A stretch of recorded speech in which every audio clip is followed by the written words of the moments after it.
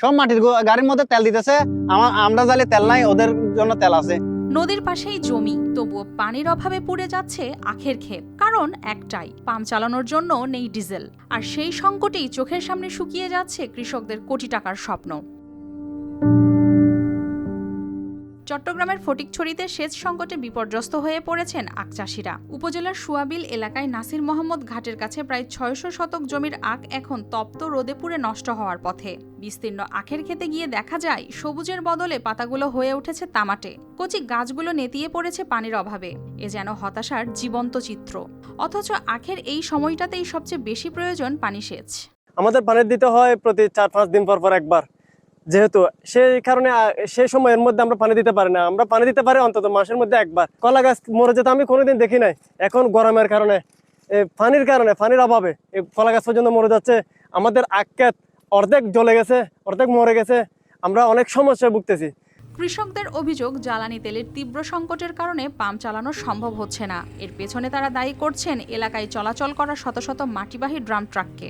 তারা আরও বলেছেন, এসব ট্রাক অতিরিক্ত ডিজেল আগাম সংগ্রহ করে বাড়িয়েছে মজুদ। ফলে কৃষকরা পাচ্ছেন না তাদের চাহিদা মতো তেল।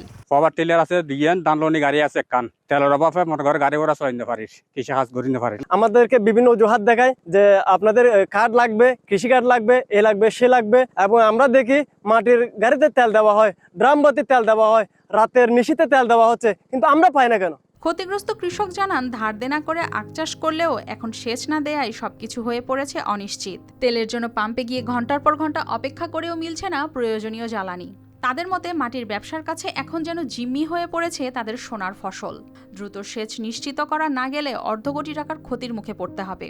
আমাদের কাছে এগুলো যদি চলে যায়, আমাদের আর পথে বসা ছাড়া কোনো উপায় নাই। আমাদের এখানে অনেক কৃষক আছে, কারণ এখানে প্রায় 30 খানির উপরে শুধু খুশিল ক্ষেত আছে, এখানে 8 ক্ষেত। এই ক্ষেতগুলা এখানে আমাদের লক্ষ লক্ষ টাকা আমাদের ক্ষতি হয়ে গেছে। এই ক্ষেতগুলো আমরা আর কি করব? এদিকে স্থানীয় ফিলিং স্টেশন থেকে জানানো হয় ভিন্ন কথা। চাহিদার তুলনায় অর্ধেকেরও কম ডিজেল সরবরাহ হওয়ায় পরিস্থিতি সামাল দেয়া হয়ে পড়েছে কঠিন। আমাদের চাহিদা মোতাবেক তেল দিতেছে না। আমাদের দৈনিক চাহিদা 8-9 হাজার, কিন্তু আমরা তৈল পাইতেছি দৈনিক 4,500। ওগুলি দিয়ে তো চাহিদা মেটানো যাইতেছে না। কৃষকদেরকে কৃষি কার্ড নিয়ে দিতেছি, যাদের কৃষি কার্ড নাই তাদেরকেও আমরা কিছু কিছু তেল দিয়ে দিতেছি, কিন্তু কোনো কৃষককে ঠেকাইয়ে রাখি নাই এ পর্যন্ত। সবাইকে সচল রাখার চেষ্টা করছি। উপজেলা কৃষি অফিস বলছে, দেশব্যাপী জ্বালানি সংকটের বিষয়ে ঊর্ধ্বতন কর্তৃপক্ষকে জানিয়ে কৃষকদের অগ্রাধিকার দিয়ে ডিজেল সরবরাহ নিশ্চিতের চেষ্টা চলছে। সেটার জন্য যদি ফুয়েলের দরকার হয়, আমাদের উপসাগরের কৃষি কর্মকর্তা যারা আছেন তাদের সঙ্গে যোগাযোগ করলে ওনারা আপনাদেরকে কোন ধরনের মেশিন আছে সেটা দেখে আসলে প্রত্যয়ন দিবেন। তারপর আমাদের অফিসে আসলেও সেটা আমরা খোঁজখবর নিয়ে আপনাদেরকে প্রত্যয়ন দেবো, যেন আপনাদের তেল প্রাপ্তিতে কোনো সমস্যা না হয়। হালদার তীরে সবুজ মাঠ এখন শুকিয়ে যাচ্ছে, সঙ্গে ফিকে হচ্ছে কৃষকদের স্বপ্ন।